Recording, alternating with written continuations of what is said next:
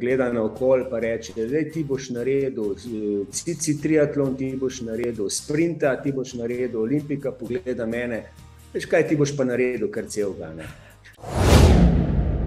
Moji zaposleni imajo enega tazga malček cepljenega direktorja, ne pomeni, da gremo na Triglav, adrenalinski park ali pa recimo za kolesi iz Ljubljane do obale. Tudi svetujem tistima, ki pogledujejo na kilometer, je 32 ali je 35 ali pa na uro, koliko imajo, naj poskušajo, vcepijo si v glavo, kakšen problem pa rešujejo, bodo šokirani, kako hitro bojo potem kilometri šli mimo. Ko si enkrat na vrhu, je tvoja edina pot samo še dol.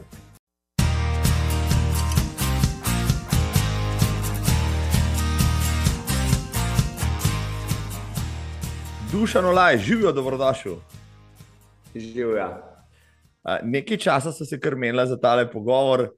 Zelo zaseden človek si.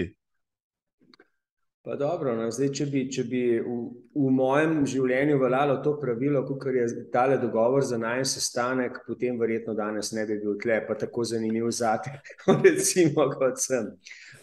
Je pa res, da teli covidni časi delajo stvari popolnoma nepredvidljive, a ne, jaz temu pravim, če smo včasih reševali enačbe z znanimi neznankami, danes rešujemo enačbe z neznanimi neznankami, kar pomeni, da pravzaprav noben koledar ne velja, nič ne velja, ne, dobesedno živiš za vsako naslednjo minuto.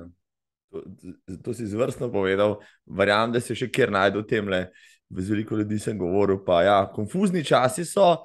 Ja, ampak ti terjajo, bom rekel, odločne ljudi, ti to si. Kdaj si nazadnje tekel, Dušan? Včeraj 21. Super. 21. Se pripravljaš na kakšno večje tekmovanje? Ja, zdaj pripravljam se drugo leto za Kona Havaji, svetovno prvenstvo v Ironmanu. Pa takoj moram dodati, pa ne zaradi tega, ker sem tako dober, da bi se kvalificiral skozi slote, ampak zaradi tega, ker sem toliko denarja jim že zdeval, da sem tako imenovani lucky loser, ne? Če jih narediš 12 ali več, potem te povabijo takole za neko nagrado, te povabijo v Kona, ne? In to se je zgodilo meni. Bravo. O tem bova še spregovorila, dragi Dušan, začetek naj te na kratko predstavim, par ali ne, sem si tle spisal, da te predstavimo občestvu.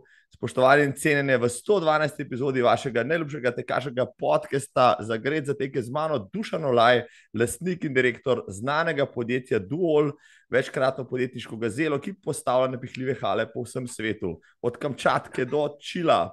Podjetnik leta, dobitnik nagrad GZS za izjemne gospodarske dosežke, član gospodarske posvetovalne skupine med korono, sicer pa tudi šahist, nekdaj odličen športnik, sedaj pa tudi maratonec, ki je pretekel vse maraton majorse in seveda že omenjeni 12-kratni Ironman, ki potuje na Havaje. Šah ga uči potrpežljivosti, maraton je njegova radirka za ego, s tekmovanjem Ironman pa si postavlja meje, do koder zmore. Teh zanimivih dejstev, Dušan, tebi je še nešteto, lahko bi še naštel, ampak daj bi še povej, kaj pomembnega je še potrebno izpostaviti. Pravzaprav čisto nič, to vse glavne ali ne, jaz sem mimo, prav zanimivo, ne. Jaz sem tak racionalist v lifeu, ponavadi človek ima dvoje ušes in samo ena usta, ne, in v teh proporcijah približno jaz te zadeve tudi uporabljam, da pravzaprav ne, razen, da to je pretekli čas, ne, sedanji čas je, Dušan se umika iz posla, Dušan vedno več časa poskuša namenjati sebi in tistim, ki jih zadnjih 30 let ni videl ali pa ni registriral, da so ob njemu, ne, in to je zdaj na nek način moje življenje v tem trenutku. Dušan, hvala za tale dodaten uvod. Na Bledu si bil pretekli vikend, Miro Kregar je organiziral svoj triatlon, si bil kot tekmovalec ali kot funkcionar tam prisoten? No, jaz sem bil na Bledu kot predsednik Triatlonske zveze Slovenije, pozdravil sem svoje kolege iz Evropske triatlonske zveze, predvsem sem prišel na Bled tudi zaradi mojega dobrega prijatelja Mira, 20. jubilejna tekma v triatlonu na Bledu je bila to za moje pojme ena najlepših ali najlepša tekma, triatlonska tekma, ki se organizira v Sloveniji. Na teh tekmah v preteklosti sem jaz na teh triatlonih bil, zdaj v teh mojih letih mi pa ni več za laktat, tako da grem raj počasi in na daljše razdalje. Ja, ni še dolgo nazaj, ko si zaključil svoj 12. Ironman, če se ne motim, letos v Celovcu. Tako je, ja. Kako je bilo? Je bilo vroče? Je bilo težko? Pa bilo je vroče, težko reči, da je bilo težko, ampak lovil sem 12., ki mi je bil potreben za to, da se kvalificiram za Kono, kar pomeni, da sem šel v tekmo izjemno racionalno in predvsem samo z enim prepričanjem, da prečkam ciljno črto v tistem predvidenem času, temu sem podredil vse, tako da moram reči, z tekmovalnega stališča nekaj težkega ni bilo. Bila pa seveda je kar precej velika vročina, kljub vsemu, da ni to eden zahtevnejših Ironmanov, kar se tiče višincev na kolesu, pa je na drugi strani kljub vsemu sonce in vročina naredilo svoje. Ampak se pravim, kontrolirano od začetka do konca in rezultat je bil tu. Zdaj, ducat jih imaš za pasom. Se spomniš mogoče tistega, ki ti je najljubši, ali pa tistega, ki ti mogoče pušča najbolj grenak pri okusu vseh teh letih? No, zdaj težko rečem. Vedno bom pomnil prvega, to je bil Cirih leta 2012. Izjemno lepa je Barcelona. Eno izjemno doživetje je bil Subic Bay, Filipini, kjer sem se srečal s temperaturami več kot 45 stopinj Celzija, 100% vlago na trasi. Tako da vsak je pustil pečat v meni. Mogoče najbolj grenak mi je bil letos SN Provence v Franciji, kjer sem sicer lovil tisto mojo 12. zmago, ampak pravzaprav to je bil moj 13. Ironman, ne 12., ker enega vmes so mi zradirali, ker se evropska prvenstva ne štejejo v to kvoto za Havaje. Se pravi, ta SN Provence je bil pa se pravi, 13. je bil in moj prvi odstop na splošnem življenju. Jaz v življenju nikoli nisem odstopil na nobeni ne maratonski razdalji, na nobenem pol Ironmanu. No, tukaj se mi je to zgodilo, ampak ne zaradi tega, da ne bi mogel končati tekme, ampak zaradi tehnične napake na kolesu. Zaupal sem električnim prestavam, ki so me 5 kilometer dirke na kolesu izdale, kar pomeni, da je šlo vse skupaj v nek varnostni mod. Dokler je bila ravnina, je s tistim kolesom šlo, ko so se začeli hribi, sem mogel se stopati, in to je bilo to. Tako da to je en tak grenak priokus, ampak tudi revanšizem, sem rekel, malček sem popravil ta moj sklep, da bo Kona Havaji, moj ta zadnji, Francija mi je ostala nekaj dolžna, tako da drugo leto se bom prijavil v ta SN Provence in končal tudi tega. Nikoli ne reci, nikoli, zelo lepo povedano. 3 discipline so v Ironmanu, govorim z ljudmi, pa imajo zelo različne poglede na to, katera je najtežja, katera je tebi najtežja disciplina v tem športu. No, vsekakor plavanje. To je odgovor vseh tistih, ki plavanja nismo trenirali. Jaz sem do trenutka, ko sem se začel ukvarjati s triatlonom, na leto preplaval povprečju po 50 metrov. In se spomnim, ko sem šel na testiranje k trenerju plavanja, jaz sem bil del Šus triatlon izziva, se pravi nekega reality šova, kjer so nas izbrali par. Iz nič smo začeli s triatlonom in ko nas je gledal ta naš trener, sicer moj dober prijatelj, tudi Matej Markovič, Never Give Up, gleda naokoli pa reče, ti boš naredil cici triatlon, ti boš naredil sprinta, ti boš naredil olimpika, pogleda mene, veš kaj, ti boš pa naredil kar celega. Takrat sem v 6 mesecih iz nič natreniral cel Ironman, ampak plavanje je bilo toliko, postavil me v bazen pa reče, zdaj pa ti naredi roko čaka. Jaz ga gledam, ko on meni razlaga, roko čaka, pojma nimam, in dam 2 roki pred sebe, pa jih takole gledam, kaj ti meni delaš? Jaz njemu rečem, kaj pa čem delati? Pojma nisem imel sploh, ne v kravlu, ne v ničemer.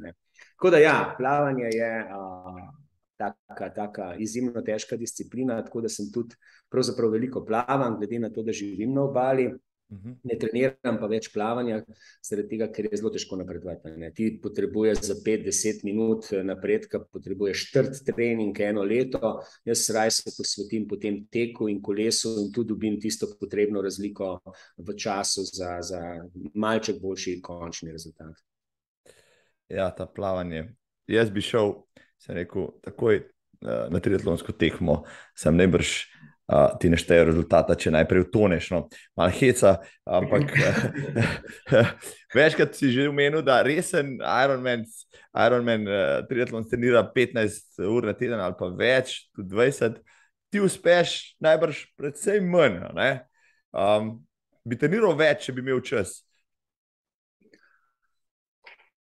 To je tako zdaj, a bi treniral več ali ne, treba je razumeti, so prioritete v življenju. In za razliko od marsikaterih mojih kolegov, ki Ironman ali pa triatlonske treninge jemljajo izjemno resno, imam jaz kdaj pa kdaj tudi 14 dni na Training Peaksu vse rdeče.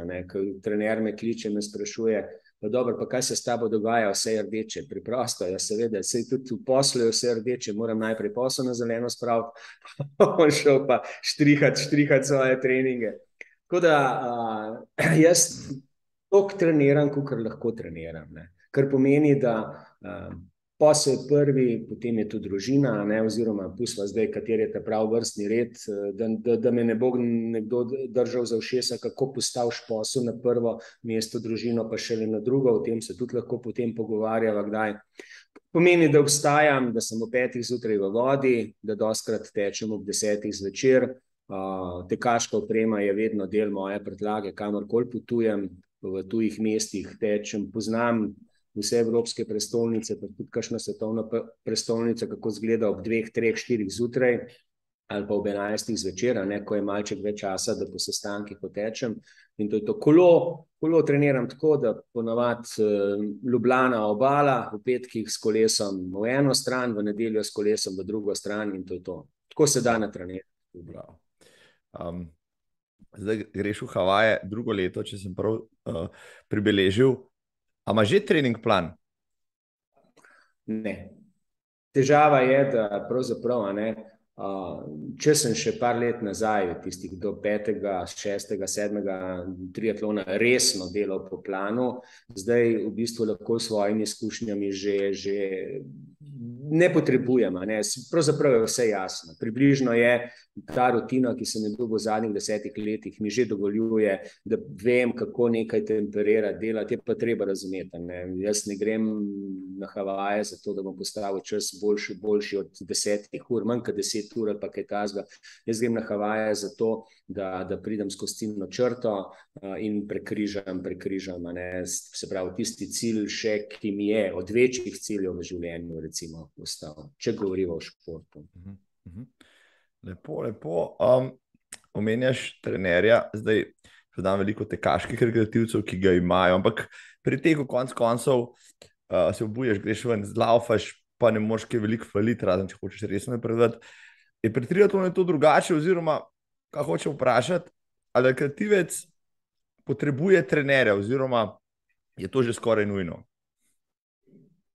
Jaz mislim, da ja. Zdaj, pravzaprav je takrat, ko smo mi začenjali, jaz se spomnim 2004, 2005, smo bili maratonci še vedno malce čudaki. Se spomnim svojega New Yorka, se ne vem, kdaj je bil 2005 ali 2006, wow, jaz sem bil čudo v Sloveniji, lojgo, ta je bil na New Yorškem maratonu. Danes, če ne delaš nekega ekstrema 200-300 km, če ni to Špartatlon ali pa balaton, potem te ben več niti ne lajka na Facebooku.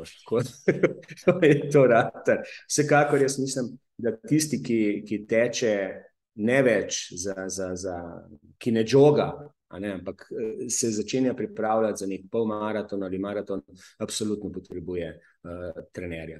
Zaradi tega, ker tek, ko enkrat postane malo bolj resna zadeva, ni tako enostavna stvar. Pa ne govoriva o tem, da iz teka kot trpljenje tek lahko postane tudi užitek, za kar trener je potreben, da te nauči pravilne tekaške tehnike. Ni vse enostavno, ne. Jaz moram reči, da še zdaj po vseh teh letih, pa ne vem koliko 10,000 pretečenih kilometrih, po več kot 100 maratonih in tako naprej, še vedno enkrat na teden delam tekaške vaje, pa pogledam kakšno knjigo, ne, ker s tem v bistvu skrbiš za svojo tehniko. Tako da absolutno, v izogib poškodbam, ki niso lahko samo akutne, ampak predvsem je tukaj problem tistim, ki se dlje časa ukvarjajo, kakšne kronične poškodbe, ne, je to toplo priporočljivo. Pričemer ni treba, da je trener zraven tebe. Danes imaš tekaške ure, imaš spletne programe. Moj trener in jaz se pravzaprav, glede na to, da sem več na obali kot v Ljubljani, se ne vidiva, ne. On pogleda, jaz prenesem svoj trening na računalnik in njemu je vse jasno, ne. Nič ne moreš skriti z uro danes več, ne. Tudi če kaj fušaš, pa vmes izklopiš malo uro, pa je ponovno vklopiš, pa misliš, da boš potem kakšen čas boljš naredil zaradi tega, ko boš malo sapo zajel, to se vse vidi. Je mogoče trener tudi dobra stvar za to, ker imaš nekoga, ki čaka, da boš naložil te podatke, po drugi strani, če ga ne bi imel, bi kakšen trening lažje spustil, se pravi neko kontinuiteto in disciplino zagotavlja na način. Tukaj jaz mislim, da ne. Zdaj jaz ne poznam tistih ostalih, kako razmišljajo v glavi, ampak jaz vse, karkoli delam, pravzaprav delam zaradi sebe. To ne delam zaradi kolegov, to ne delam zaradi dokazovanja drugim, ampak predvsem to delam zaradi dokazovanja samemu sebi. Ne. To je tisto, ta self-motivation, yes, I can, se temu reče. Ne. Se pravi, če zmorem to, potem verjetno zmorem tudi kaj drugega. Zdaj, kako si se znašel v triatlonu nasploh? Zdaj, prej si bil tekač, maratonec in tako naprej, ne? Potem pa triatlon, ki za človeka tvojega kova je najbrž izziv, ampak po drugi strani že prej skozi omenjava tudi to prioritete in vse ostalo. Zakaj triatlon? Pravzaprav tle vmes je ena zgodba. Ne. Jaz, ko sem šel v maraton, sem rekel, z maratonom bom nehal takrat, ko bom naredil Six Majorse in ko bom odtekel polovičko pod 1:30 in cel maraton pod 3:30. Ne. To se je naredilo, vse to sem izpolnil. Potem sem šel v ultramaraton. Ne. Šel sem na UTMB, ampak ki takrat, če ni bil UTMB, 120 km Mont Blana, bil sem parkrat na Swiss Alpine v Davosu, pa še na nekaterih mestih, se pravi razdalje tam 70, 80 do 120 km, višinci 4-6 tisoč in tako naprej.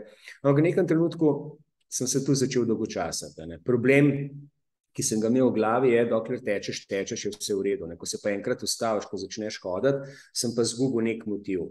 In čisto slučajno sem potem, enkrat sem bil v Kopru, gledam, laufajo, plavajo, teče, eden njih je en moj kolega, tudi pa rekel, poslušaj, kaj pa ti delaš, sploh nisem vedel, da ta disciplina obstaja. Ja, prav, veš, še triatlon imamo. Aha, triatlon, jaz takoj na tablico, kva ta triatlon je, okej.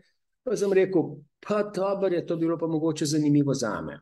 In sem šel 1 leto kot štafeta tekača, na Bledu sem bil v bistvu na svojem prvem, tako je, ja. Jaz sem šel to delati, pa so pa razpisali, jamam enkrat na televiziji ali na Facebooku, niti ne točno kje, da delajo triatlon reality show. In jaz napišem tako udarno pismo, dobro bi bilo, da izberete mene, zaradi tega, tudi če me ne boste izbrali, bom jaz vsem šel v triatlon, ker sem se tako odločil. In če 14 dni dobim potrditev. In tako smo začeli. No, po vseh teh letih imaš zdaj ne samo 12, Ironmanov 13 pravzaprav. Pred kratkim si postal tudi predsednik Triatlonske zveze Slovenije. To je nujno omeniti. Je bil to poseben izziv, so te tja povabili ali kako je to izgledalo? Pravzaprav ja, obstajalo je par kolegov me je poklicali, da je kriza vodenja Triatlonske zveze, pa ne v smislu, ostali so brez predsednika, ki je odstopil. In jaz sem malo razmišljal, glede na to, da se umikam iz aktivnega posla, da moj naslednik prevzema podjetje, da podjetje nima več praktično nobenih težav, jaz pravzaprav od zadaj skrbim, sem problem solver, tako imenovani, se pravi, veliki posli so še moji, plus če treba reševati probleme z izkušnjami, z znanjem, s tem to delam. Pomeni, da mi ostaja nek določen čas, To je bil moj prvi da sem rekel, da je ta stvar zame zanimiva, ker v preteklosti sem imel kar precej ponudb, da bi vodil še kakšno drugo zvezo, pa sem jih praktično vse odklanjal, zaradi tega, ker nisem mogel kombinirati posla in take zadeve. Zdaj, drugi pomemben razlog je pa ta, da je meni triatlon ogromno dal. Pravzaprav triatlon in Ironman sta mi dal, sem rekel, da saj delček tega dam nazaj. In konceptualno v glavi mi je vse jasno. In zdaj, če zveza dobi človeka, ki na eni strani prvič ve, zakaj se gre, na drugi strani lahko kombinira izkušnje, svoje življenjske izkušnje, ki jih ima, na tretji strani mogoče kapitalizira vse tiste veze in poznanstva, ki jih ima v poslovnem svetu, potem pravzaprav smo že blizu tega, da je vodenje zveze lahko, ne bom rekel zelo uspešno, predvsem pa mogoče bolj uspešno, kot je bilo do sedaj. Sigurno imaš neke cilje, neke plane, kaj želiš izpeljati, recimo v tem mandatu, pa so mogoče tudi že javnih, lahko izpostaviš. No, zdaj, triatlonska zveza je mikrozveza, to je treba vedeti. Tukaj delata 1,5 človeka, kompletno na volonterski bazi, več ali manj vse. Triatlon se srečuje pravzaprav z enakimi problemi kot velika večina ostalih športov ali panog v Sloveniji, ki niso ta trenutek čisto v špici kamer in ostalega. Osip članstva, osip tekem, potem izrazita teritorialna nepokritost in tako naprej. Moj namen je v prvi fazi finančno konsolidirati zvezo, kjer sem v bistvu že ogromno tega naredil skupaj s kolegi. To je prvi del. Drugič, vzpostaviti nek kvaliteten hibrid med volonterskim in profesionalnim delom v zvezi in vsekakor vzgojiti tekmovalni kader, ki bo sposoben biti konkurenčen v Evropi in v svetu, kar v končni fazi pomeni v Parizu mogoče še ne, če ne bomo kakšnega takega izjemnega koraka naredili, da bomo povabili kakšnega tujega tekmovalca, da bo tekmoval za Slovenijo, vsekakor pa do naslednjih olimpijskih iger spraviti naše tekmovalce tudi na olimpijske igre. Drugi del programa, ki ga že izvajam, pa je, postal sem član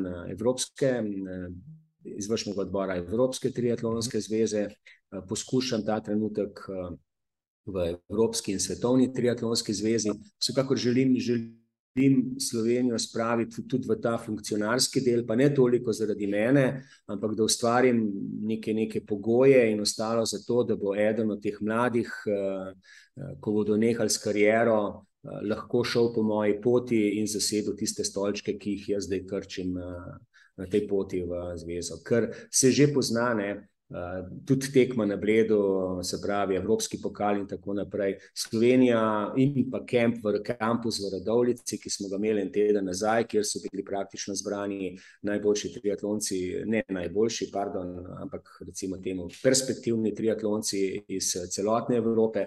Vse to je dokaz, da nas Evropska triatlonska zveza vedno bolj upošteva v vseh teh programih in aktivnosti, ki jih ima. V končni fazi seveda to je potem delno povezano tudi s tem, da je tudi financiranje bolj stabilno in da del denarja prihaja tudi od Evropske triatlonske zveze.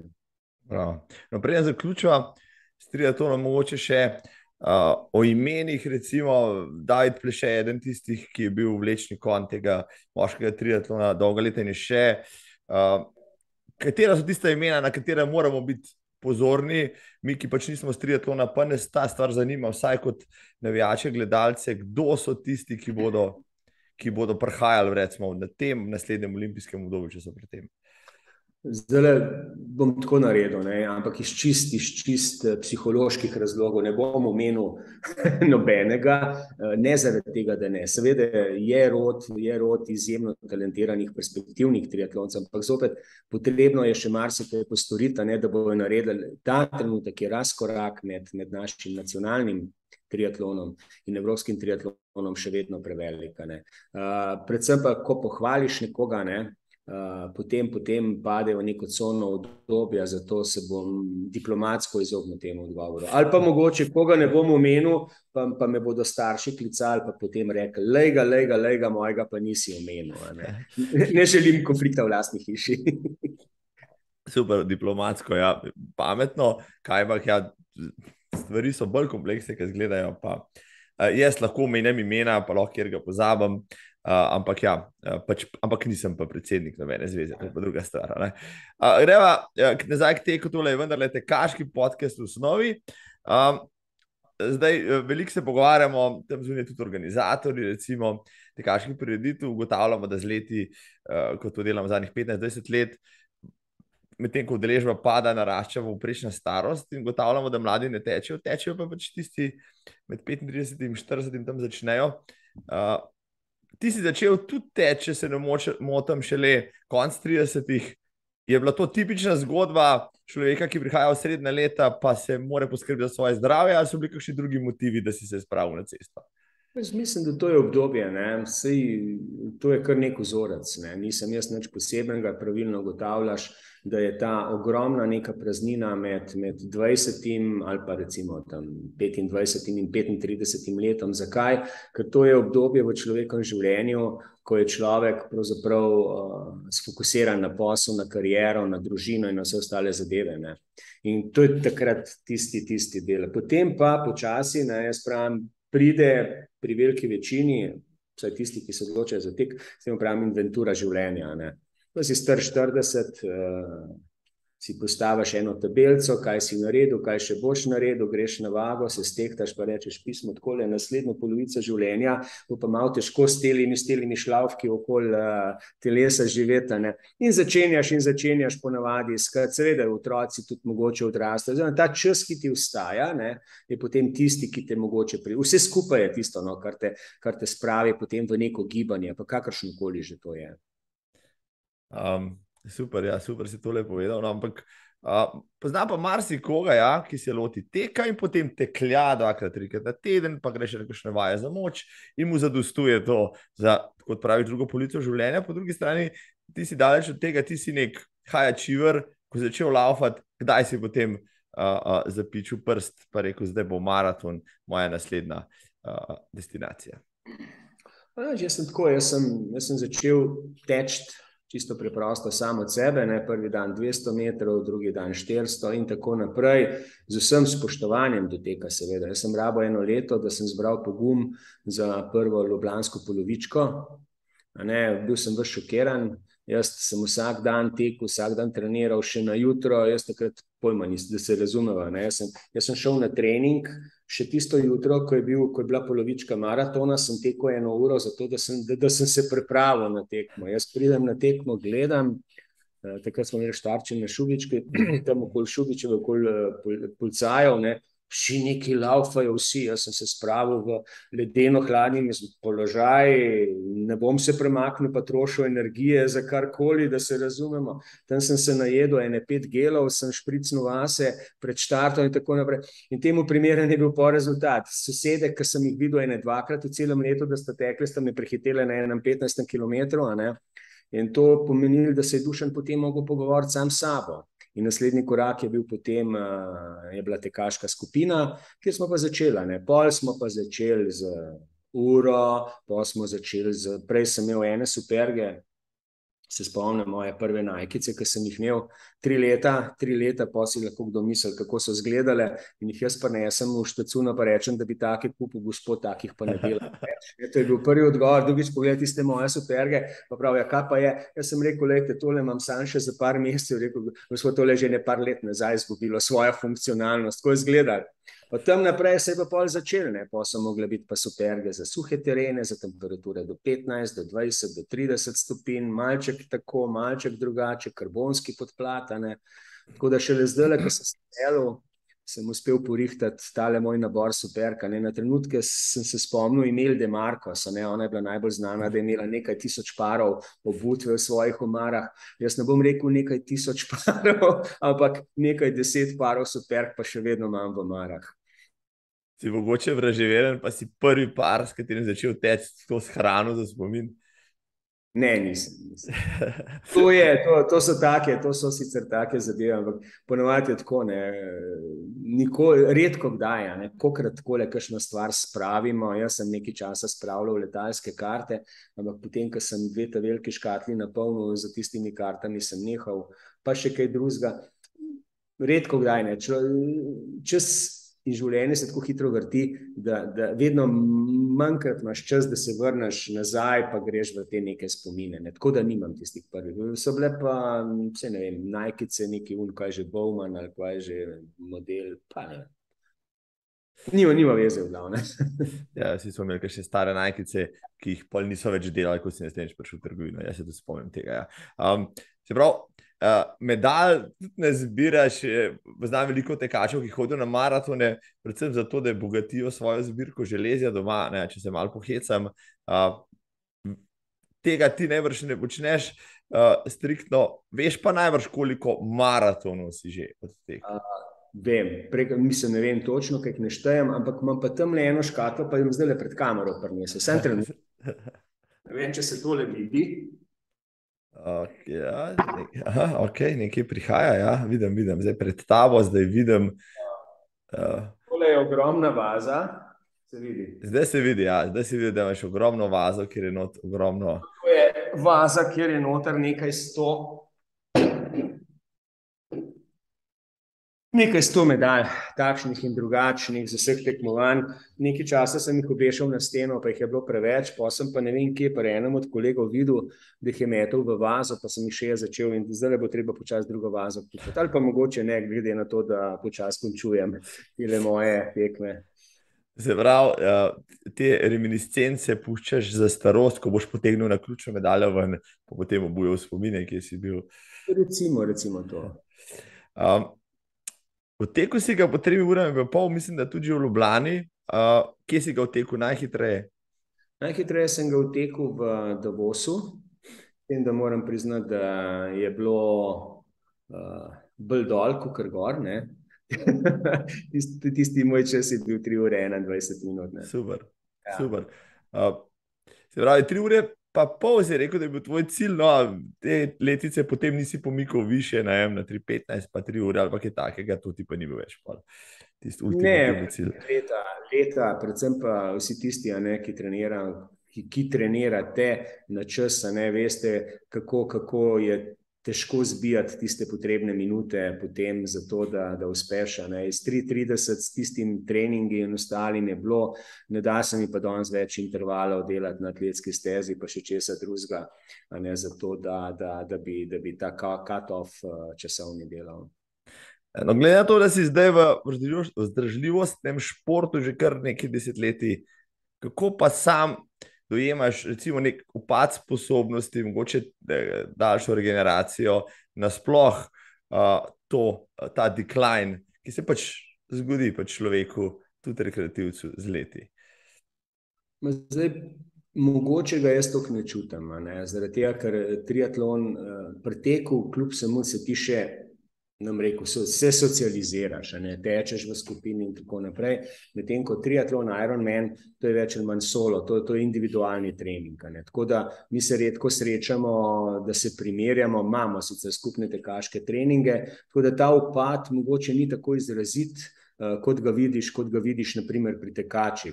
Dobro, jaz zdaj, če grem tekaško skupino, zdaj ne bom reklame delal, ampak kdaj urbanim tekačem urbano, in utečem s kolegi, ki so vmes samo tekli, potem jasno, da nastane razlika. Včasih smo šponali 4:30, 20 kilometrov in tako naprej, danes jaz 5:30 ali pa kaj takega, je že napor. Saj gre, ampak se pravim, je napor. Mogoče vidiš ta upad za isti čas, z več treninga ne izboljšuješ čas, ampak z več treninga poskušaš še vedno vzdrževati tisti čas, recimo plato, da je temo. Pri meni se to mogoče najbolj vidi na kolesarskih treningih, kolesarske treninge imamo še vedno skupne, kjer na ravnini še nekako gre, tam se lahko švercaš, mogoče v zavetrju ali pa kaj takega, ko pa pride do klančkov, pa fantje se vidimo gor, naročite mi za drink, jaz pridem za vami, tako to zgleda. Mislim, verjamem, da tebe ni bilo težko, ampak marsikdo ima težave s sprejemanjem, rekel, lastnega pešanja in načina, ne, pa da ne moreš več parirati. A ne. Kako si se s tem sprijaznil, pa pač presegel to, da pač še vseeno uživaš, tudi če si malo počasnejši?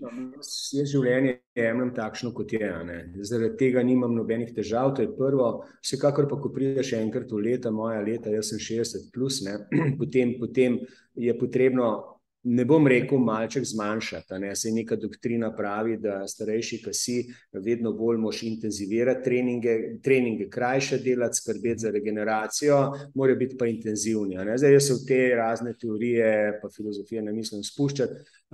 Je pa ta raznolikost ukvarjanja s športom, mislim, da v naših letih raznovrstnost, plavanje, tek, kolo je fantastično. Ne. Mislim, ker nikoli nimaš izgovora, veš, jaz pa ne morem trenirati, ker sem poškodovan. Ne. Zakaj ne? Zato, ker če ne moreš teči, boš pač kolesaril, če ne moreš teči in kolesar, boš pa plaval. Ne. Vedno ne moreš biti tako poškodovan, da ne moreš ene, druge in tretje stvari narediti, ali pa recimo, zelo redko si lahko to. Ne. Tako da to je to, ne. Fitness, se pravi skrb za telo, fitness je važen, fitness, regeneracija, pa kljub vsemu redna in aktivna vadba. Pika, tako. Kdaj in kje si izvedel za Marathon Majorse? To v bistvu niti ne vem. Vem pa, da sva se sinom prijavila na New York je bil prvi, no. Ampak New York mi je ratal v prvem poskusu. Tako se pravi, sem se prijavil, takrat, če ni bil naval, takrat je bilo, ne vem, New York je bilo, mislim, da jih je bilo 30% več prijavljenih, kot je bilo potem izbranih, a ne, to je zdaj bistveno drugače, kot je danes, a ne. Ali pa zdaj, ne vem, zdaj se po covidu vračam, ali pred covidom je bilo praktično, mislim, da 3-4 več prijavljenih, kot jih je lahko tekalo, ne. Tako da pravzaprav to ne vem, ampak ko sem pa New York odlaufal, potem sem pa slišal, a ne, pa takrat jih še ni bilo 6, ne, ko sem jaz začenjal, v New York jih je bilo 5. Pol so iz Tokija so dodali še, tako da ko sem jih 5 imel, pa so rekli, zdaj pa še Tokio, pa naj bo še Tokio 6.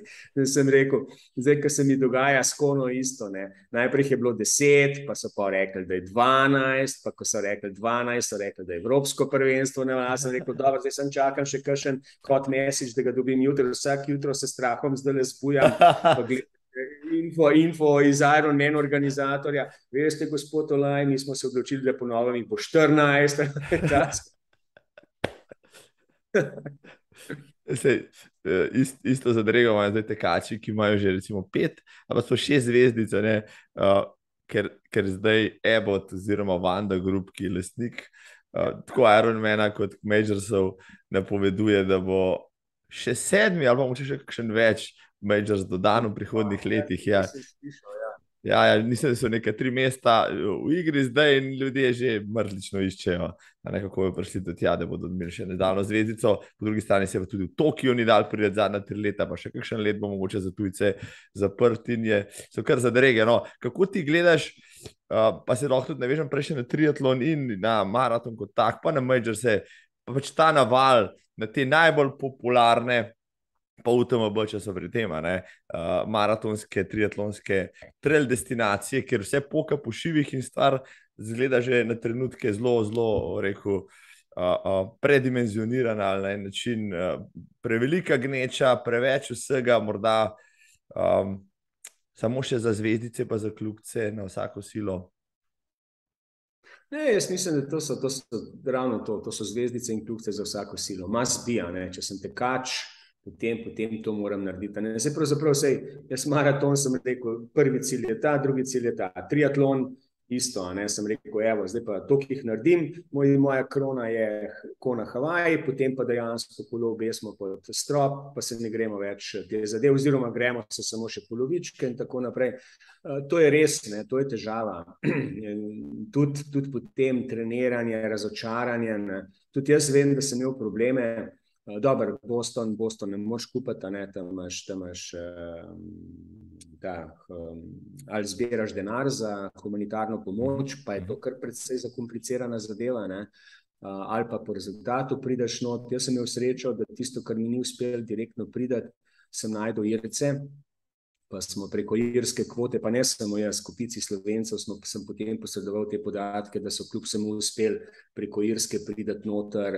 Malček draže je, ampak da se pa pridati tudi še danes. Jaz mislim, da se da na te velike tekme pridati preko njih, ne? Ker Irci imajo tradicionalno iz preteklosti zelo dobre kvote za te tekme, ne? In ponavadi niso razprodane. Menil si Boston, ja, rekla se New York, pa Tokio, vmes še Chicago, jasno, pa London. Najbrž vsak ima itak svojo zgodbo, kjer bi lahko razpravljal, ampak kjer je bil pa tebi najljubši, čisto subjektivno, osebno, na kjer bi pa še šel, no, če boš zdaj šel, bo rekel, na tega pa še grem, ki bo res super.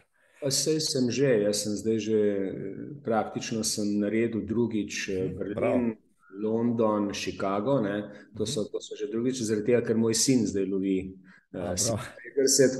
Ampak jih ne lovi tako, kot jaz sem se odločil, pa vsako leto enega naredil, ne? Medtem ko sin si vzame vmes kakšno leto, 2 premora plus COVID in tako naprej. Dobar, New York je bil prvi, Bostonu sem bil pripravljen za personal best, ne? Pa se je zgodilo, da sem odtekel najpočasnejši maraton v svojem življenju iz preprostega razloga, ker v mestu, kjer je bila povprečna temperatura zadnjih 30 let na dan tekme tam okoli 20 stopinj, je bilo na dan tekme skoraj, mislim, da je bilo 38 stopinj in takrat je organizator objavil, da tisti, ki želi, lahko odstopi z te tekme, ne? Pa se prijavi za naslednje leto. No, mi smo šli zjutraj, se spomnim štarta, je bilo dejansko 35 plus, dobesedno, kot da bi bil v savni. In takrat sem videl, kaj pomeni dehidracija. Pomagal sem Slovenki, ki je bila z mano, ker je skup padla na polovici, preden smo jo spravili do šotora. Tudi potem v nekem trenutku, mislim, da na enem 15 kilometru, ko sem še lovil personal best, ne, pol se je vse skup ustavil, ni šlo več, ne. Zelo zanimiv je ta Boston, ne, zaradi tega Heartbreak Hilla pred koncem, ne, ker se mu vsi smejijo, ampak dejansko ubije, ne, dejansko ubije. Redko kdo, da ga potem dobro, tisti vrhunski tekači, jasno, da ga pretečejo, ampak rekreativci smo ga pa prehodili. Pa to je bilo mogoče zanimivo, ne, kar se je dogajalo zadnjih 5 kilometrov. Ne vem, če sem še kje v življenju videl toliko kolapsov na progi, kot sem jih tam videl. Zadnjih 5 kilometrov, to je zdaj približno tako kot na fronti, ne. Pred tabo so se samo zgrudili, eden, drugi, tretji, ne vem, jaz sem videl v zadnjih parih kilometrov 10 ljudi pred mano se je dobesedno zgrudili na kolena, padli na tla, ker so bili dehidrirani, izmučeni. Ne? Ja, jaz sem to videl recimo 2 leti nazaj, ki je to po berlinski maraton, ko so mačka prehitra češ sprintati pred Brandenburškimi vrati, pa potem ugotovili, da je še malo dlje in je kakšen od vsega tega razočaranja tam kar malo pokleknil ali pa se ulegel na tlano.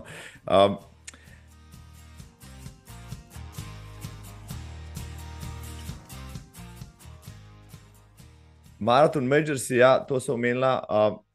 Šel si na personal best, koliko si treniral? Zdaj pa čisto tehnična, ljudi to res zanima, ok, Dušan Olaj, Ironman Marathons, koliko pa on dejansko trenira v enem tednu, ko si pripravlja na neko tako maratonsko preizkušnjo, koliko treningov naredi, kakšne kilometre naklepa skupaj?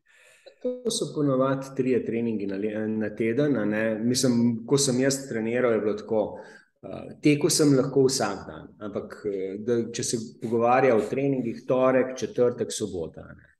Zdaj kaj je bilo, kdaj so bili intervali, koliko je bilo intervalov, odvisno spet od tega, koliko si se približeval tekmi, ampak torek pa četrtek so bili to treningi hitrosti, lahko intervali, lahko kakšni fartleki. Sobota je bila rezervirana za dolgi tek vedno, ne? Se pravi tam razdalje 15 plus 20, čez 30 praktično nismo šli na treningih nikoli, ne, ker ni nobene potrebe, da greš Ljubljančani, pač smo laufali PST v eno stran ali pa v drugo stran. To je bil en tak kultni tek, ko si se zmeril, koliko si dober za tekmo. Zdaj seveda, pa če so bile pred tekmo kakšni popravki potrebni, si se pa tismo posvetil. No. Sam sem več ali manj delal po tem principu. Pa tisti razteki, ne, se pravi vsak dan, če bi v torek težek intervalni trening, sredo raztek 5 km, v bistvu niti ne tek, ampak jogging. Ne. Približno, ja. Lepo, evo, lepo si povedal, mislim, da trije so tista nujna stvar, ki jih moraš res upraviti za to, da maraton zbrcaš, tja do 3 ure pa pol, kaj več, rabaš to precej pojačati. Je med tvojimi poslovnimi partnerji veliko tekačev ali pa celo triatloncev, no? Če tako rečeva. Ja, pa zdaj to je tako, ne. To, kar je zanimivo, ne. Jaz, kot sem povedal, jaz imam tekaško opremo vedno. Tudi da lahko računalnik doma pustim, ne. Brez računalnika na sestanek, bom pa vzel superge, pa ta tekaški kit je s tem upravam, ne. In na začetku ne, je pa v teh zadnjih letih, se pravi, bom tako rekel, med 2010 in 2020 do covida, pa nisem bil edini, ki sem se zjutraj z liftom spustil dol, ne, v hotelsko recepcijo. Ponovadi je tako, ne, zjutraj ob 6 sem si uro navil, pa smo odlaufali 1 uro.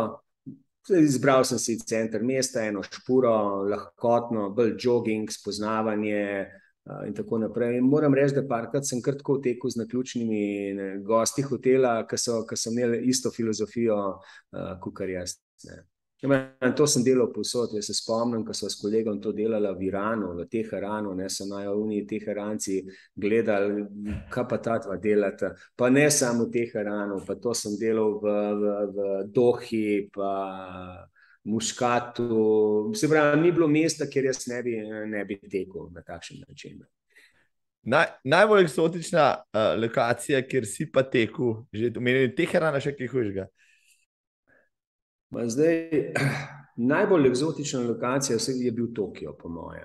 Ker sem bil v Tokiu ne samo tudi poslovno, ne, se pravi, ne samo za maraton, je bil tek, ne, bili smo v predsedniški delegaciji s Pahorjem, ne, in to je bil tek ob 4 zjutraj po Ginzi, ne, tisti glavni prometnici, pa shopping ulici, kjer smo tekli po sredini ceste, zaradi tega, ker ni bilo nobenega prometa, ne levo, ne desno. Mislim, to je bil neverjeten občutek. Ne. To pa v Reykjaviku, ne, sem je pa uspel zgubiti.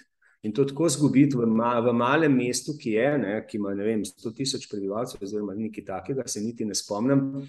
Sem tako zgubil se, da sem zamudil sem 2 sestanka, pa 3 ure, preden sem spet nazaj do hotela uspel priti. To pa, ne vem, če sem še kdaj v življenju kaj takega zgodilo.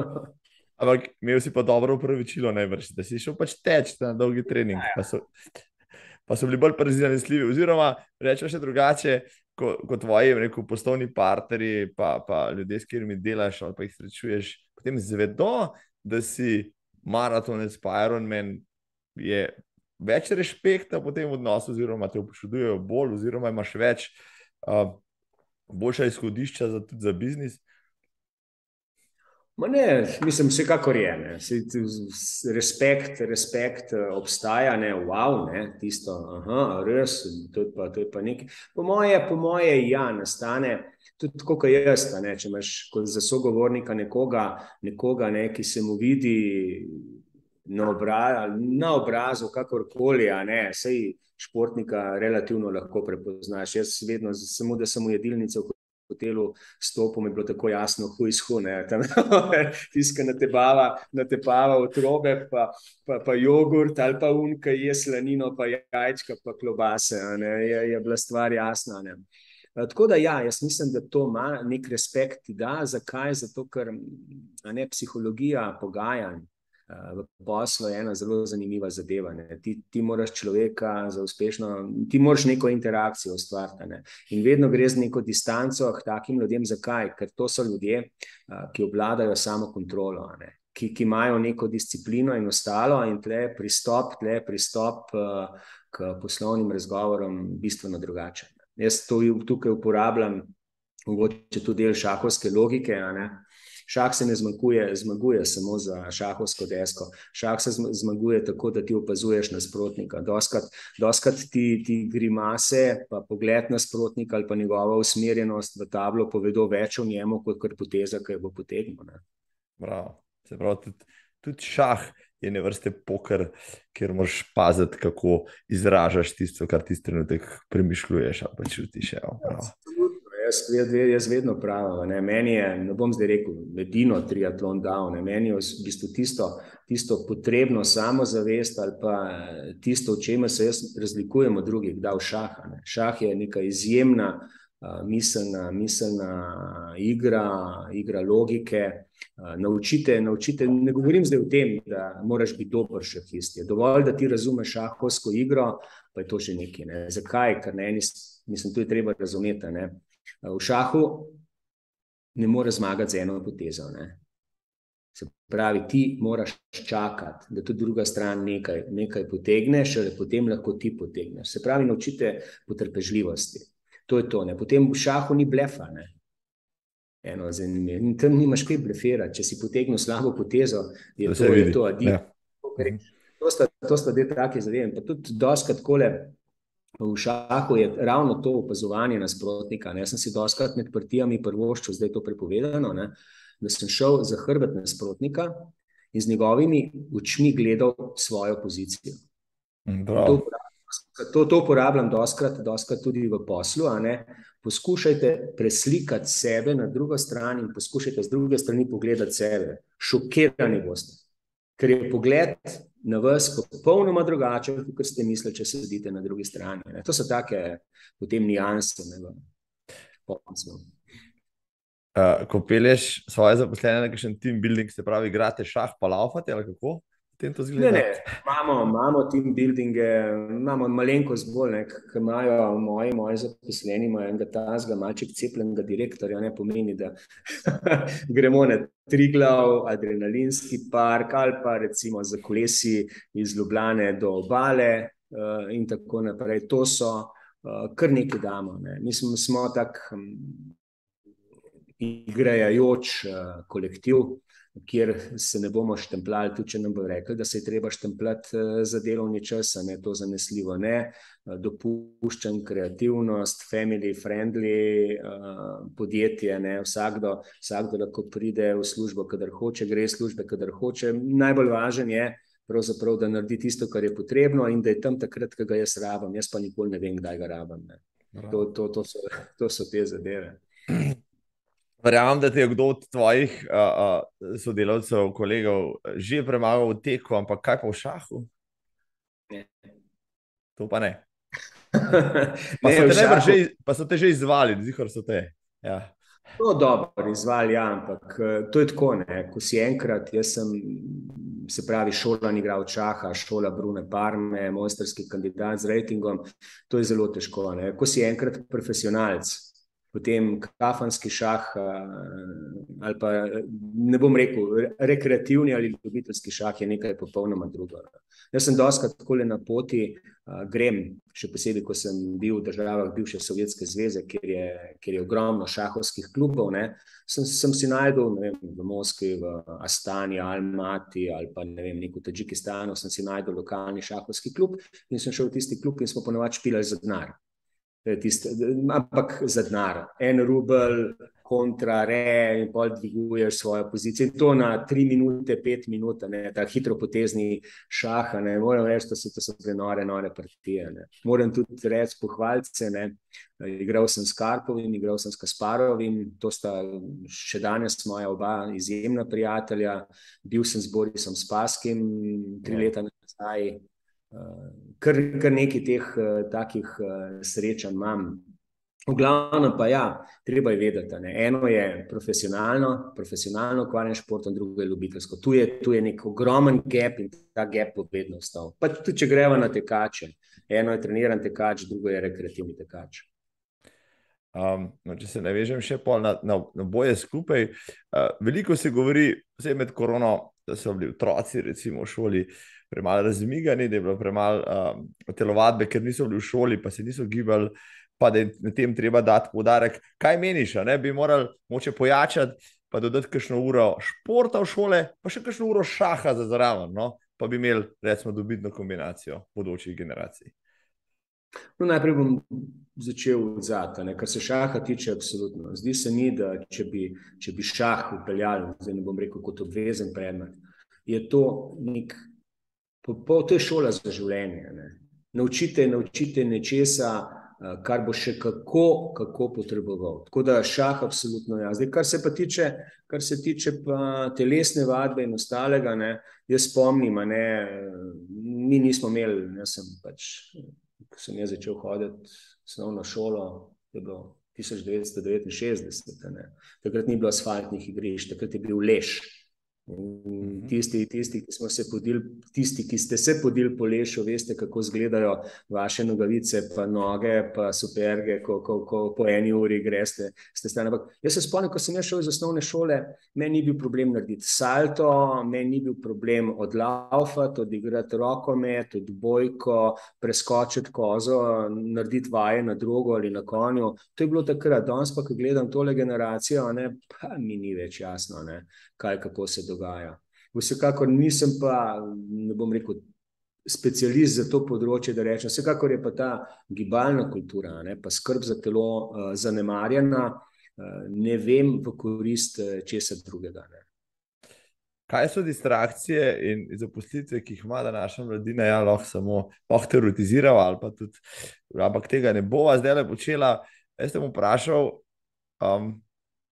imaš veliko stvari za razrešiti čez dan, jih rešuješ tudi med tekom, pa greš pa kakšen problem nasloviš direktno takrat. No, to je absolutno to. Ne. To je ena od prednosti, da tako pogosto jaz tudi jogam ali pa tečem, potem ali pa grem na kolo, čeprav na kolesu se ne da. Ne. Na teku se da, kolo pa le zahteva precejšen del pozornosti na cesto, na ostalo, ne, tako da tam ni možno razmišljati. Na teku pa dostikrat, ja. Jaz na primer vzamem par problemov, ki jih imam na maili in ostalo, grem z njimi na tek, jih med tekom preštudiram, pridem nazaj, še preden se stuširam, da ne pozabim, napišem odgovore v 1 minuti, za kar bi porabil par ur. Ne. Se mi je že tudi to zgodilo, naprimer sem šel na maraton, tudi za maraton, ne. Jaz nikoli ne tečem z glasbo, nikoli, nikdar, nikjer. Tudi ko sem v avtu, pa delam 50,000 kilometrov na leto, ne poslušam radija. Vedno pač v neki stvari si postavim nek cilj, razmišljam, dostikrat sem zgrožena, ne. A tle sem že, ne, preletel par mest, naredil 200-300 kilometrov, pa tega sploh ne registriral, ali pa na maratonu, v cilju sem, pa sploh še problema nisem rešil. Se pravi, za maratonski zid imaš zdaj rešitev. Ja, zapiti si nekaj v glavo, pa to rešiš. Tudi svetujem tistim, ki pogledujejo na kilometer, je 32 ali je 35 ali pa na uro, koliko imajo, naj poskušajo, vcepijo si v glavo, kakšen problem pa rešujejo, bodo šokirani, kako hitro bodo potem kilometri šli mimo. Prav, super nasvet. Kje najraje tečeš, če praviš, da živiš na obali, so tam tereni, ki jih najbolj koristiš, pa najbolj uživaš v njih, a imaš kje druge, kakšna priljubljena tekaška pota? No, zdaj, ko sem bil v Ljubljani, sem imel 2 taki priljubljeni destinacije. Eno je bilo, živel sem na Barju, eno je bil tek po Barju, ki je fantastičen, znotraj meglice, srne, ptiči in ostalo. Druga varianta, jasno, je Mostec, Rožnik, okolica, malo gor, malo dol, tisti, ki pravi, da se v Ljubljani ne da teči, ali pa da se ne da zmatrati, nima prav, vam pokažem na Rožniku, ni treba dosti, na 1 kilometru se ne boš nikoli ponovil, pa crknen boš po treningu. Ne. Zdaj na obali je to Parancana ponavadi, ne.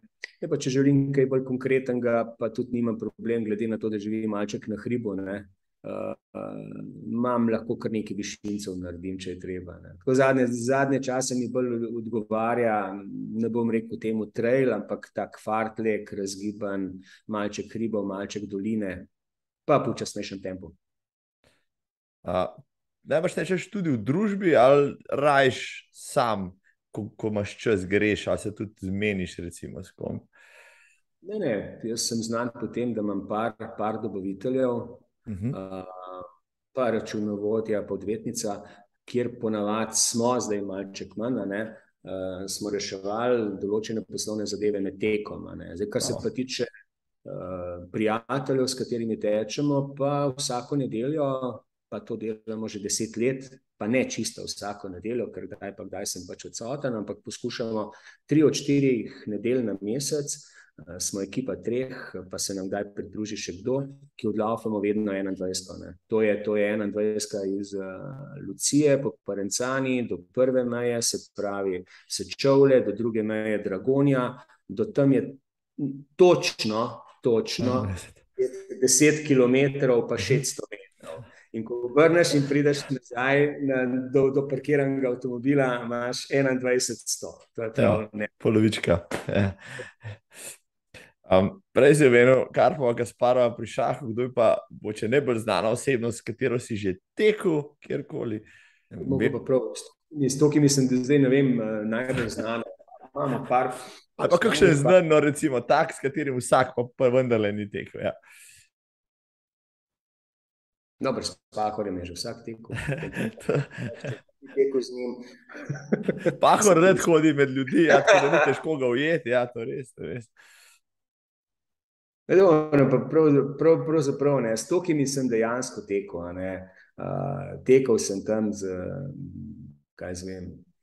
bodyguardi Nazarbajeva, z kakšnimi ministri, z veliko ministri sem tekel, recimo posameznih držav, ampak to, da bi se zdaj čisto konkretno spomnil kakšnega, pa se res ne spomnim. Mislim, veliko jih je bilo, ampak ne morem izpostaviti nobenega.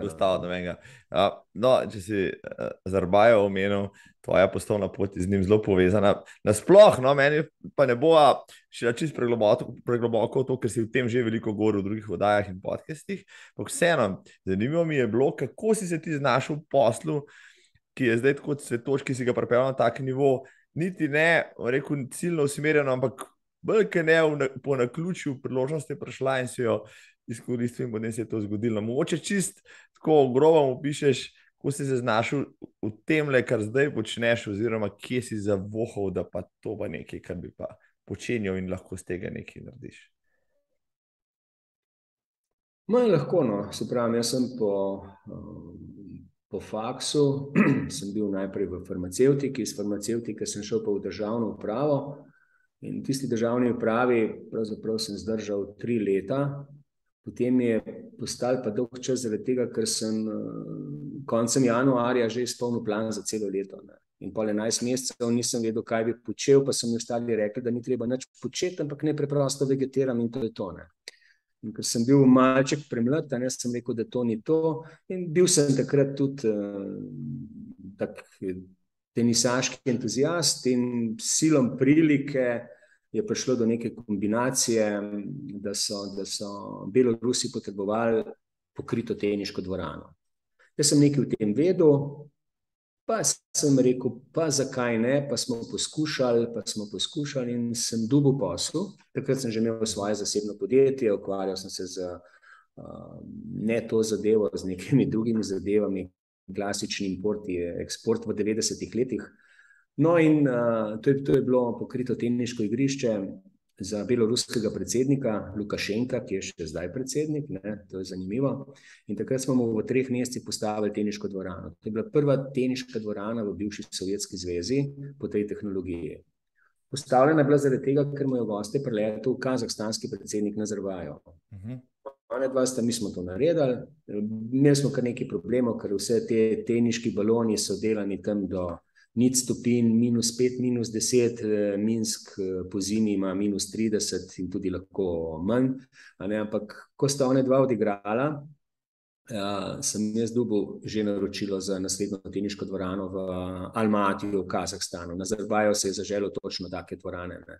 Tukaj je bilo bolj zanimivo. Ta dvorana je bila standardna teniška dvorana za 3 igrišča, ima 54 metrov, ampak v Minsku smo postavili za 49. Ker je bil malček manjši plac. No, naslednjo v Almatiju so hoteli imeti točno tako 49. In potem smo mi uvedli nek standard 49, čeprav so imeli, folk je imel placa za 54-metrsko dvorano, ampak vsi so hoteli imeti dvorano tako, ko ima on. V glavnem drugo je Nazarbajev, potem je Kučma iz Kijeva priletel k Nazarbajevu, sta igrala tenis, tretja je stala v Kijevu in potem je Jelcin priletel k Kučmi in četrta je stala v Moskvi. Tako se je začel, Tako smo nabrali, se pravi, tisto prvo rutino, od tam naprej pač pa neka trdna usmeritev, trdna pot. En produkt v sveta, ne. In to nam zelo potuje, ja.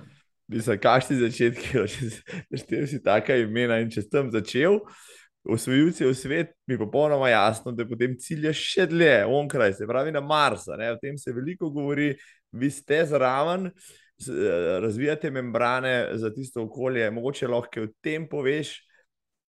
No, mi smo del, prvič, 2 projekta sta, ki sta povezana z vesoljem.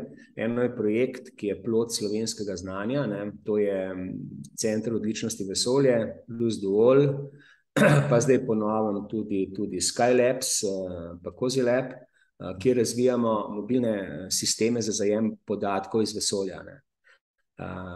Vedno več satelitov je v vesolju, vedno več teh satelitov fotografira, snema, zbira takšne in drugačne podatke in problem je prenos teh podatkov na Zemljo, ne. Tukaj so sateliti omejeni v nekem časovnem obdobju, ko morajo te podatke spraviti in zdaj tukaj te infrastrukture primanjkuje, mi pa smo prvi na svetu, v tem trenutku smo v špici, ki smo razvili mobilni sistem za zajem podatkov. Se pravi, mi vse skupaj spravimo v 1 ali 2 kontejnerja, postavimo lahko to kjerkoli in zajemamo te podatke. To je en segment, kjer smo recimo ta trenutek izpilili to tehnologijo do konca, smo partner Evropske vesoljske agencije in funkcioniramo. Druga je pa program, ki ga peljemo z NASA, pa Angleži, to je pa razvoj habitatov za Mars, kjer je pa ideja takšna, pravzaprav je, ni problem na Marsu karkoli zgraditi, v bistvu je to možno. Problem je na Mars karkoli pripeljati, ker 1 kilogram robe, pripeljan na Luno, na primer, je $20,000, 1 kilogram robe pripeljan na Mars se šteje v milijonih dolarjev. To je ta problem, ne. Zdaj pa ravno naše strukture, ki jih razvijamo, so pa tiste, ki na minimalnem volumnu in teži lahko pokrijejo maksimalno površino. In to je osnova. Od tu naprej gremo pa zdaj v izbor pravih materialov, s katerimi se ukvarjamo, gremo v izbor načina, se pravi izolacije, kozmično sevanje. Mi smo razvili sistem, kjer imamo 2 membrani, vmes raztopimo pa ponovno zamrznemo led, ki ga je na Marsu v izobilju, ga naložimo med 2 membrani, s tem dosežemo izolacijo, ker na Marsu imate temperature od -90 do -150 stopinj Celzija. In to je to v bistvu. S tem, da ko imamo enkrat, poskrbeli smo tudi za ekologijo, ko bi enkrat te kupole naše porušil, potem lahko ta led razcepiš s katalizo na vodik in kisik, vodik pa uporabiš kot pogonsko gorivo, ne. To je tisto, kar se sliši in zveni lepo in s tem se ukvarjamo v tem trenutku. S tem je malček zdaj zastalo, ne. Problem osvajanja Marsa je projekt večjih držav, ne. Tukaj, to so tako dragi projekti, da si nihče ne zna predstavljati. In tle ena država, pa je vseeno je to Amerika ali Rusija, ne zmorejo niti Kitajska, ne, zato se države med seboj povezujejo. Zdaj pa glede na trenutno politično situacijo, ki velja v svetu, je vse skupaj malček zastalo. Ampak nič ne de. Mi jemljemo to vesolje ne kot projekt, s katerim bomo služili, ampak kot projekt, s katerim si ustvarjamo reference, predvsem pa se učimo in tisto, kar se naučimo tam, potem prenašamo v tako imenovano zemeljske tehnologije. Vendarle, ne, da pripravite materiale za Mars, rabite neka okolja, testna okolja, habitate, ker se to da testirati. Kje pa na svetu lahko se približaš pogojem, ki čakajo te vaše komponente, materiale tam gor? No, zdaj, pri nas je to skrajni sever Rusije, ne. Mi imamo nekaj projektov na Jamalu, na zemlji Franca Jožefa, v Jakutiji, ampak tam so temperature -60, -70 stopinj Celzija, kar v bistvu že zadošča za to, ne. Na Jamalu smo pokrili ogromno naselje za delavce, kjer na primer paralelno s tem, da je to v ekonomski funkciji, se na drugi strani to uporablja potem kot študij sociologije, se pravi kako vpliva izolirano življenje na medčloveške odnose in tako naprej. To že ni naš del, to je že druga skupina, ki se ukvarja. Ne? Ampak lahko simuliramo z parimi projekti, ki smo jih že postavili, se pravi, se študira tudi tehnologija za Mars. Kdaj misliš, bo na Marsu organiziran prvi maraton? Škoda resursov, verjamem. Ja. Ne, ampak nikoli, v bistvu stvar je druga, ne. Nikoli ne reci nikoli. Ja, ne. Sej, mislim, ne morem napovedati. Problem Marsa v tem trenutku je, da teoretično se na Mars že da zleteti, pusto tistih 7 mesecev, kolikor je najmanj potrebno to, da priješ gor, ampak zaenkrat se prodajajo samo one-way ticketa, ne, zato ker na Mars se zna zleteti, nobenemu pa še ni jasno, kako se z Marsa vrniti nazaj. Ja. Ampak ne rečem, mogoče to je tako pol, my last marathon, ne lahko rečem. Tudi to vprašanje odkljukano. Dušan je povedal, ki bo tekel zadnjega, mi bomo pa na trekkingu to spremljali, kako mu gre. Pokrivate tudi atletske objekte v Sloveniji, ste Češčo vas tudi pokrivali vi?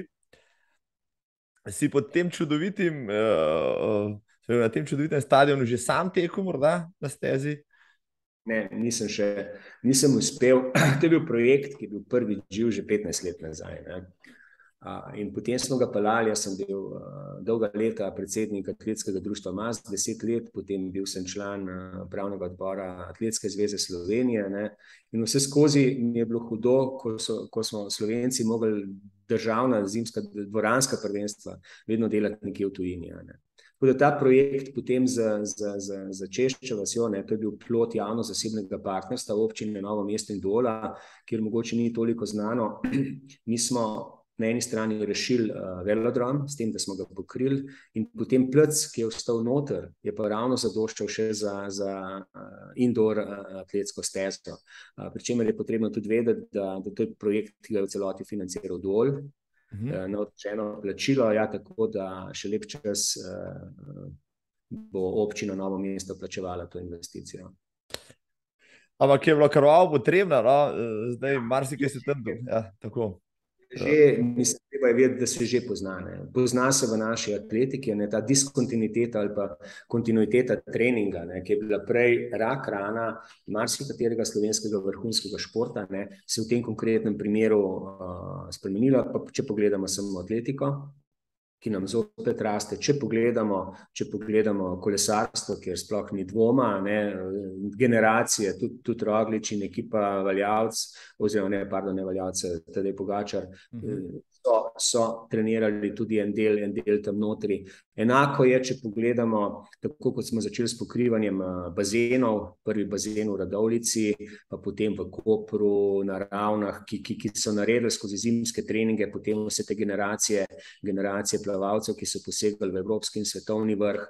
Če pogledamo, sem ponosen naprimer na naše nogometne dvorane, ponosen sem na tisto, kar smo postavili na Islandiji, na Finskem, kjer so ravno Islandci in Finci, ki so 10 let nazaj začeli investirati v te nogometne dvorane, danes počasi postajajo presenečenje evropskega in svetovnega nogometa. To je to, infrastruktura, ki se nikoli sicer ne more primerjati. Naše balonske hale se nikoli, tudi Češča vas, jaz pravim, ni problem. Zdaj lahko postavite tudi fiksni velodrom s kovinsko konstrukcijo, ampak njega boste postavljali 5 let, 10 let, vedno vam bo zmanjkalo denarja. Mi smo pa za ceno projektne dokumentacije za neko kapitalno halo tak objekt spravili v življenje in komfort noter je praktično enak, kot bi bil tudi v fiksni dvorani. Vsi to je tudi eden od naših teh takih motov, ko gremo kupcem in v svet. Prav, ja, to je zelo lepo povedano. Tisto, kar lahko narediš danes, naredi pa tudi, če ni tih 100%. Ja. Pa bo več kot pa tisto, kar boš naredil čez 5 let 100%. V atletiko si najbrž še v 5, ali pa vsaj strani spremljaš, svetovno, slovensko, globalno. Ja, imaš čas, recimo, preveriti kaj, spremljati situacijo, stanje in tako naprej.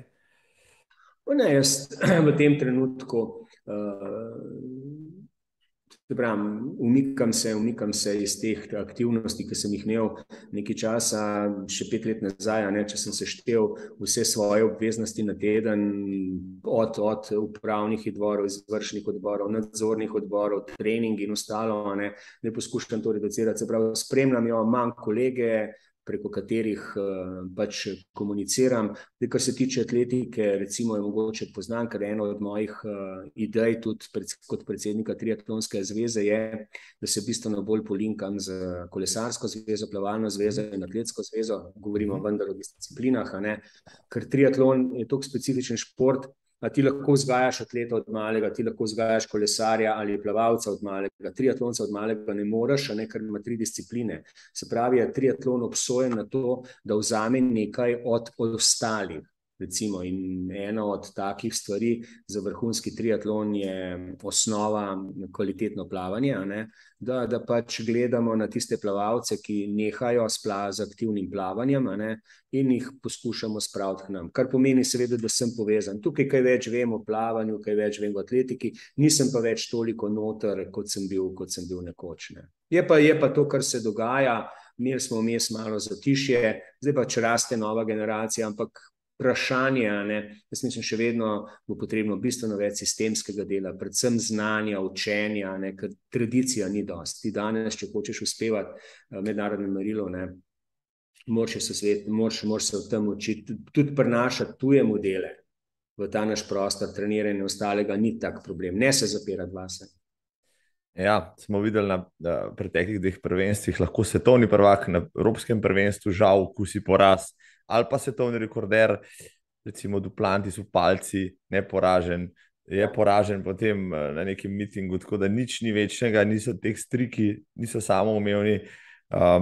In morda kot navijači, kot tisti, ki gledamo to vse od zunaj, smo preveč zahtevni ali pa razvajeni, ker terjamo od teh naših idolov pa konstantne rezultate, pa večno zmagovanje, živo je konkurenca, pa tam na milimetru zgoščena. Tukaj je, Santo, da te prekinem. Včeraj zvečer sem bil v Cankarjevem domu na izjemnem predavanju Reinholda Messnerja. To je alpinist, ki je tistih 14 tisočakov popapcev za malo šalo prvi na svetu. In njegov najboljši, najkrajši možen stavek, sem ga tako povedal.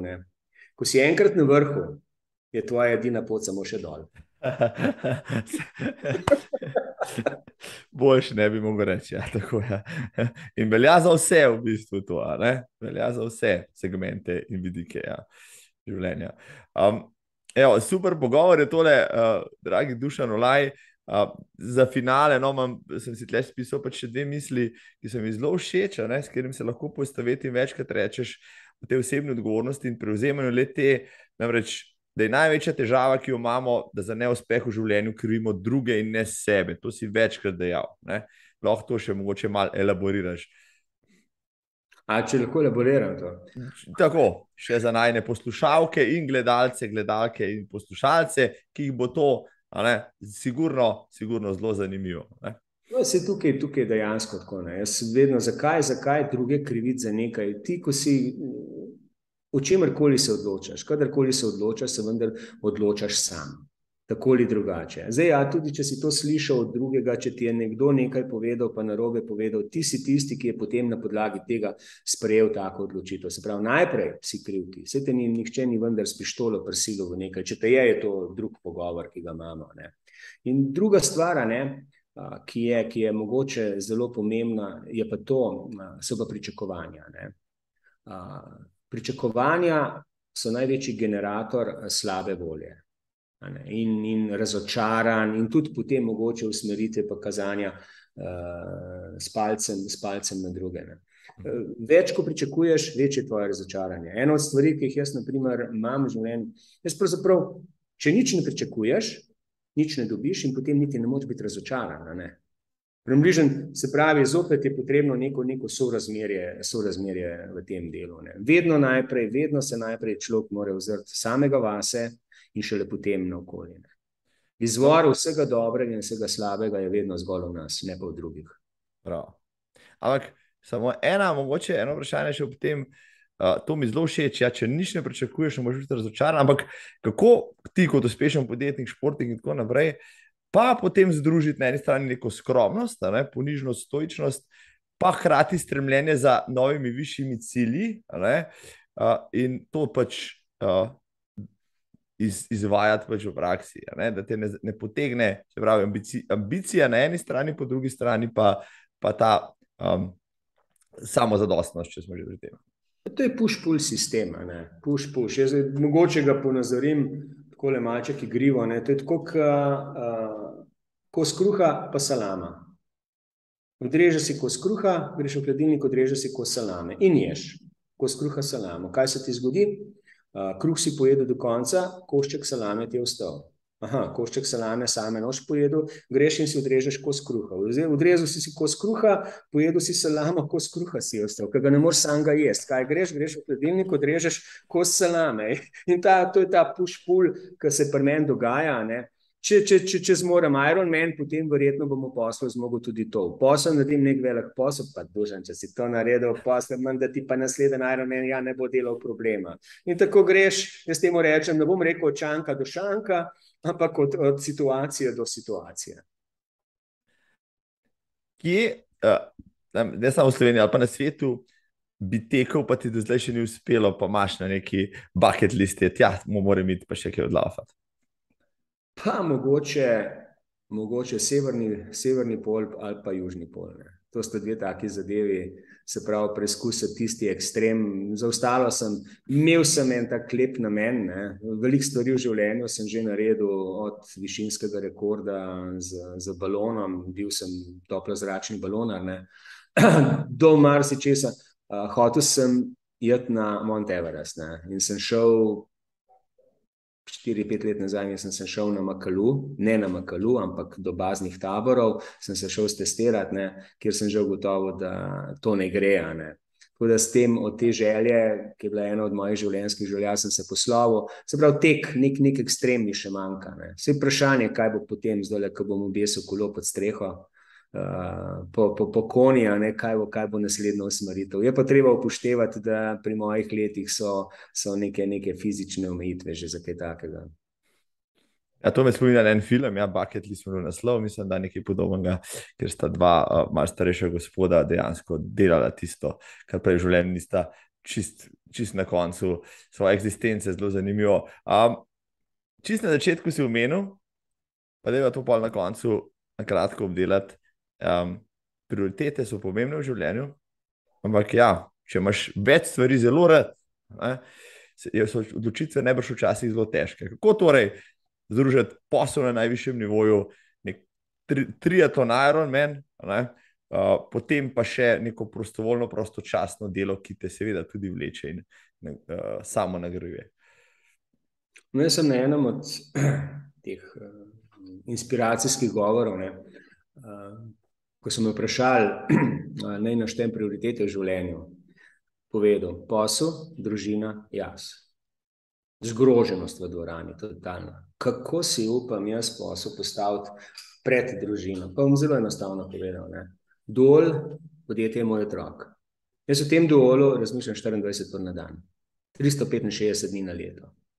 Po noči, ko se zbudim, se premetavam, vsako jutro, ko se zbudim, ko pogledam maile, kaj spet, kje je kakšna vojna, kaj tazga, kaj borze pravijo, kaj je Musk povedal, bitcoini gor, bitcoini dol. Pa ne govorim toliko, jih nimam, ampak govorim zaradi recimo svojih kupcev in tako naprej. Ne. Se pravi, ti imaš, to je v meni, družina na drugem mestu, seveda je, ampak z družino si takrat, ko si z njo. Ne tistih 8 ur je že veliko, ampak recimo toliko časa, koliko ti ostane. Ne. Zato je spraven. Prvi je tisti posel. Pustimo, za koga umiraš, to je drugo potem vprašanje, če gremo boriti se, potem so prioritete druge. Ne. Seveda, kolikor mi je pa časa vstaja in ga ostane, tisti čas pa še da se posvetim. Tako da jaz nisem čist nam rekel temu likra mena, tisti, ko daš likro na se, pa postaneš popolnoma drug človek v lifeu, nihče te ne prepozna, naprej. No, to je lepo povedati. Ne podreješ enega drugemu, pač posel je tisti, ki driva jasno, okrog tega se da lepo sestaviti tudi ostale elemente. pa da zaradi tega ni frustracij, ki najbrž pokvarijo pa praktično pol vse, ne, če bi imel slabo vest ves čas zaradi nečesa drugega, kar ne počneš, sklepam. Kje te letos lahko srečamo, na kateri tekaški prireditvi, kje te lahko pocukamo za rokav, pa še kje povprašamo, dragi Dušan? Ena stvar, o katerih razmišljam, je Ljubljanski maraton, da bi šel odlaufati, še nisem čisto odločil, ali bo to polovička ali bo cel.